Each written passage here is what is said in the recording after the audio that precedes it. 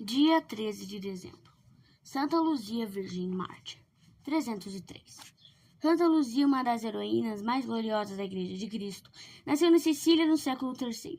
Os pais de Luzia eram cristãos de nobre origem e ricos. A educação primorosa que deram à filha não tardou a revelar bons frutos. Luzia, de tenra idade ainda, ávida de ser toda de Jesus, ofereceu a virgindade ao divino esposo num voto especial. Cedo morreu o pai. A vontade da mãe, Eutícia, era que Luzia contraísse matrimônio com um moço de estirpe nobre, mas pagão. Na sua perplexidade de querer guardar o voto e ao mesmo tempo não contrariar os planos da mãe, pediu Luzia que lhe fosse concedido um prazo para com Deus na oração pensar sobre a proposta e tomar resolução. A mãe adoeceu gravemente e outra enfermeira não admitia a não ser a filha. 4 anos durou a enfermidade sem que houvesse esperança de recuperar a saúde. Ao conselho de Luzia fizeram uma romaria ao túmulo de Santa Ágata, em Catânia, célebre pelos numerosos e estupendos milagres, com que Deus se dignava de glorificar sua santa serva. Depois de ter passado muito tempo em oração junto ao corpo da Santa Mártir, Luzia adormeceu e parecia-lhe no sono ter tido a visão de Santa Ágata e tê-la ouvido bem distintamente dizer: "Que desejas de mim, querida irmã? Tua mãe está restabelecida graças à tua fé. Sabe que, como Deus se dignou de glorificar a cidade de Catânia por minha causa, assim Siracusa será célebre por ti, porque pela tua virgindade preparaste agradável morada a Deus em teu coração." Luzia acordou e encontrou a mãe completamente sã. Mãe e filha, sumamente agradecidas a Deus e a Santa Ágata, voltaram para Siracusa.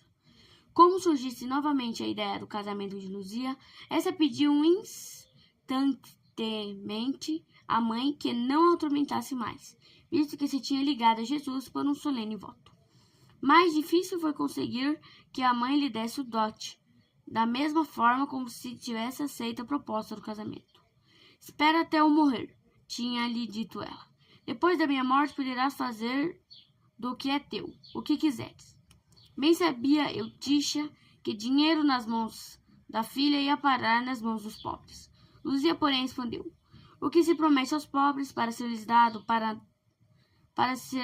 depois da nossa morte, não é tão agradável a Deus, como aquilo que se lhes dá enquanto temos vida. Aquele que anda na escuridão, mais utilidade percebe da tocha acesa que o precede do que daquele que lhe fica às costas." Finalmente a mãe acedeu aos pedidos de Luzia e deu-lhe o dote. Aconteceu o que era de esperar. Luzia repartiu tudo entre os pobres. O moço, que até aí nutria a esperança de casar-se com Luzia, tendo notícia do que se sucedera, transformou o amor em ódio e denunciou perante o governador Pacházio por 2 crimes: de não ter cumprido a palavra e de ser cristã e portanto desprezadora dos deuses nacionais. Pacházio citou a donzela perante o tribunal e intimou-a a que sacrificasse aos deuses e solvesse a palavra dada ao cidadão. "Nenhuma nem outra coisa farei", respondeu Luzia. "Adoro a um só Deus verdadeiro, a ele prometi fidelidade e a mais ninguém." Pacházio: "Devo exigir que respeites a ordem imperial, de prestar homenagem aos deuses e cumprir o que prometeste." Luzia: "Fazes bem em cumprir as ordens do imperador. Eu cumpro as que Deus me deu. Se tens medo dos poderes de um homem mortal, eu temo o juízo de Deus. A ele devo sujeitar." Pacházio: "Deixa de falar fanfarronices, se não queres que a tortura te imponha uma outra linguagem. Ao servo de Deus não faltará a palavra, porque Cristo disse: se estiverdes diante de reis e governadores, não cuideis como haveis de falar, porque não sereis vós quem fala, mas por vós falará o Espírito de Deus." Mateus capítulo 10, versículo 18. Pacházio: "Está em ti o Espírito de Deus?" Luzia: "Quem vive caça santamente é templo do Espírito Divino."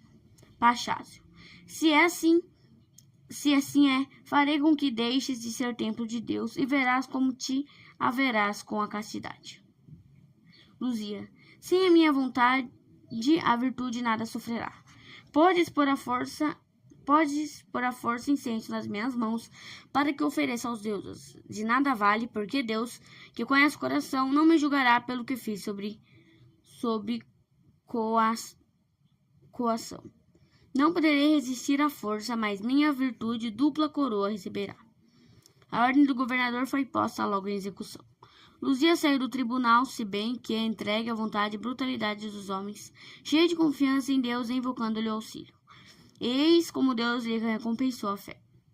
Quando os executores da lei puseram mãos à obra para levar a donzela ao lugar determinado, força nenhuma foi capaz de fazê-la mover-se de onde estava.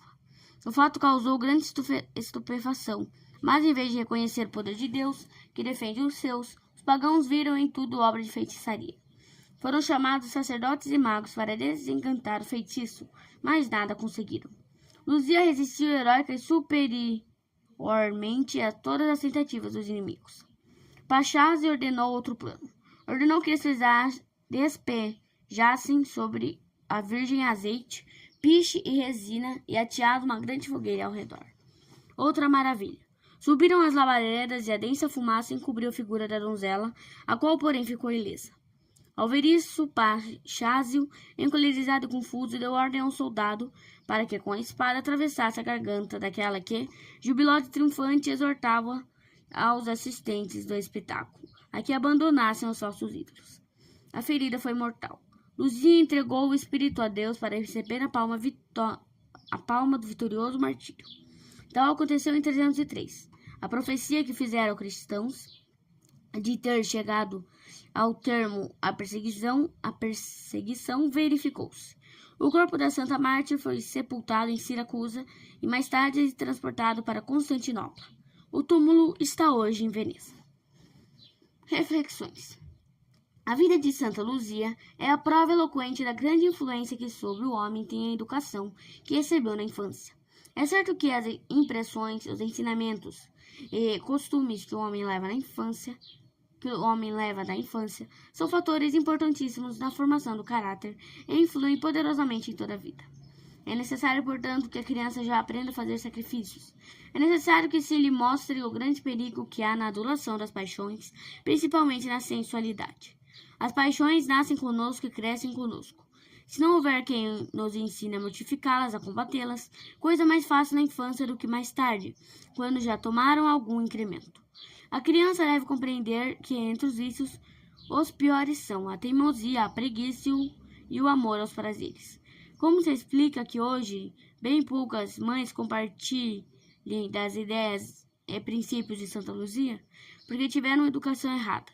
Em vez da prática das virtudes, foram educadas na sensualidade, na vaidade, no orgulho e na preguiça. Os educadores foram pueris como elas mesmas. Se um cego guia outro cego, acontece que ambos cairão na cova.